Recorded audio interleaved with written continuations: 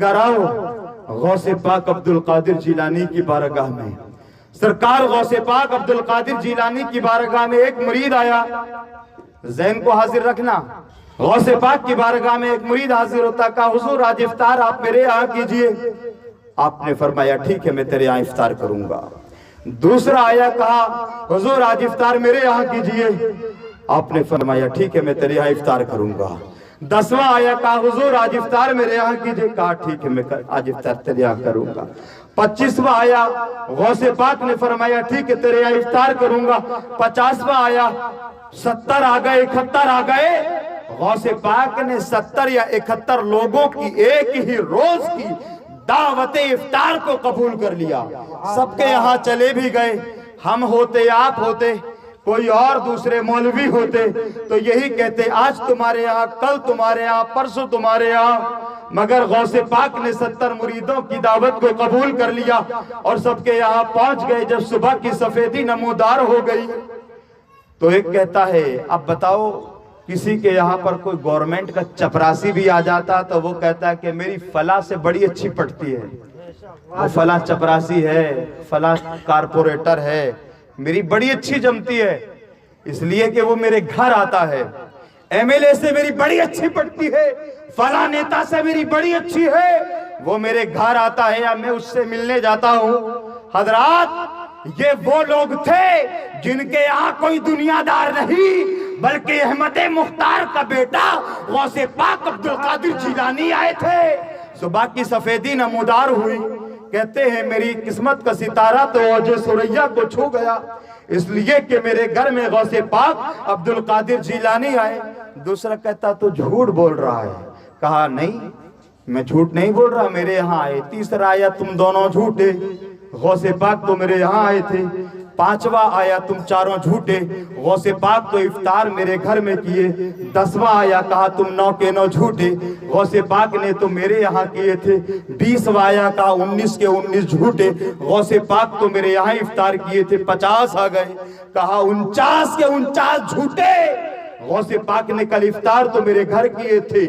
70واں آ گیا، کہا 69 کے 69 جھوٹے، اس لیے کہ غوث پاک تو میرے یہاں افطار کیے تھے۔ جب 70 اور 71 جمع ہو گئے، آپس میں ٹکراؤ ہو گیا، تضاد ہو گیا، جھگڑا ہو گیا، کہا جھگڑنے کی کوئی ضرورت نہیں، خانقاہ غوث اعظم میں چلو، بولیے سبحان اللہ، غوث پاک عبدالقادر جیلانی کی قادری خانقاہ میں چلو، فیصلہ وہی کروا لیا جائے کہ غوث پاک خانقاہ سے کس کے یہاں پر چل کر کے افطار کیے، خادم ہی بتائیں گے۔ جب 70 کے 70 جب بارگاہ غوث اعظم میں پہنچے، یعنی آپ کی خانقاہ میں پہنچے، خادم صاحب نے کہا بات کیا ہے، جھگڑا کیوں کر رہے ہو؟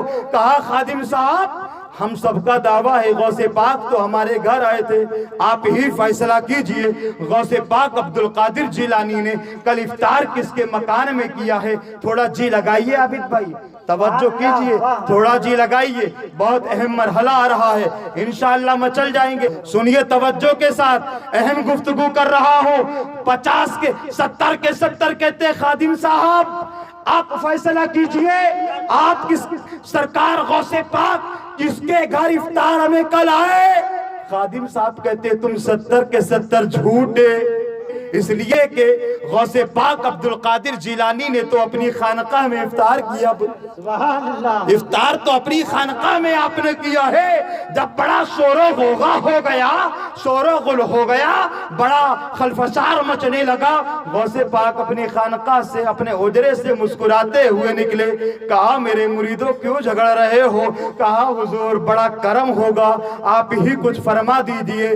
کہا مریدوں پریشان ہونے کی ضرورت نہیں، میں نے تمہاری پریشانی کو تمہاری پیشانی پہ پڑھ لیا ہے، اپنی آنکھوں کو بند کر لو۔ سب نے اپنی آنکھوں کو بند کیا، پھر آنکھوں کو کہا کھولو، سب نے آنکھوں کو کھولا اور فرمایا اس جھاڑ کی طرف دیکھو، تو تمام مریدوں نے ایک منظر دیکھا تھا، اس جھاڑ کے ہر پتے پر غوث پاک عبدالقادر جیلانی کا جلوہ نظر آ رہا تھا۔ نعرہ تکبیر، نعرہ رسالت، حضور فیضان غوث اعظم، علماء اہل سنت، نعرہ تکبیر، نعرہ رسالت۔ سرکار غوث پاک عبد القادر جیلانی کے مریدین عرض کرتے ہیں حضور اب ہم کو سمجھانے کی ضرورت نہیں، ہم آپ کے غلام سمجھ گئے، آپ تنہا میرے یہاں نہیں بلکہ ہم تمام مریدوں کے گرفتار میں تشریف لائے تھے۔ تو اے لوگوں، جب سرکار غوث پاک عبد القادر جیلانی کے 70 جگہ پہ ایک وقت میں یہ جانے کا عالم ہے تو مدینہ والے مصطفیٰ کے گھر گھر جانے کا عالم کیا ہوگا؟ یا رسول اللہ، سنا ہے آپ ہر عاشق کے گھر تشریف لاتے ہیں، میرے گھر میں بھی ہو جائے چراغا یا رسول اللہ۔ سبحان اللہ سبحان اللہ۔ سرکار غوث پاک عبد القادر جیلانی جب اتنے مکانوں میں چلے گئے تو مدینے والے مصطفیٰ کے جانے کا عالم کیا ہوگا؟ جب ان کے گدا بھر دیتے ہیں شاہان زمانہ کی جھولی، محتاج کا جب یہ عالم ہے تو مختار کا عالم کیا ہوگا؟ اس بار کا جب یہ عالم ہے تو اس بار کا عالم کیا ہوگا؟ ارے مدینے کی تڑپ جب یہاں سے اتنی تڑپا رہی ہے تو گنبد خضرا کا نظارہ کر کے اس تڑپ اور اس دید کا عالم کیا ہوگا؟ کوئی اندازہ کر سکتا ہے؟ ارے ابھی حضرت حافظ محمد تنویر رضا یہ کہہ رہے تھے، بلبل کو پھول شبہ کو پروانہ چاہیے، ہم کو رسول پاک کا دیوانہ چاہیے، کیوں آ گئے پلٹ کے مدینے سے حاجیوں، تم کو اسی دیار پہ مر جانا چاہیے، مگر ایک شعر لے کر جائیے، اس شعر کو لوگ بولتے نہیں ہیں، عاشقان مصطفیٰ کہیں تلوار نہ کھینچ لے، نجدیوں کو اب بھی ہوش میں آ جانا چاہیے، نجدیوں کو اب بھی ہوش میں آ جانا چاہیے۔ دو شعر آپ نے بہت سنا ہوگا، مجھ سے بھی سن لیجئے، وادی رضا کی کوہ ہمالا رضا کا ہے، جس سمت دیکھیے وہ علاقہ رضا کا ہے، اگلوں نے لکھا ہے بہت علم دین پر مگر جو کچھ ہے اس صدی میں وہ تنہا رضا کا ہے۔ اور یہ شعر سنیے، ایوان نجدیت ہو کہ قصر وہابیت، سب کے سب تہس نہس ہے وہ دھماکہ رضا کا ہے، سب کے سب تہس نہس ہے وہ دھماکہ رضا کا ہے۔ او قادری دیوانو، مہر و ماں سے نبض میں ضیاء سے ملی، روشنی دل کو نور الہدا سے ملی، قادری سلسلہ ہے مقدر میرا، مجھ کو نسبت یہ تاج الشریعہ سے ملی۔ نعرہ تکبیر، نعرہ رسالت، حضور فیضان تاج الشریعہ، نعرہ تکبیر، نعرہ رسالت۔ اب ہمارے اوپر ہے نسبت تاج الشریعہ کس قدر ہم سنبھال لیں، نسبت تاج الشریعہ کو کتنی ہم سلامت رکھ لیں، اپنے شیخ سے کتنی عقیدت رکھے۔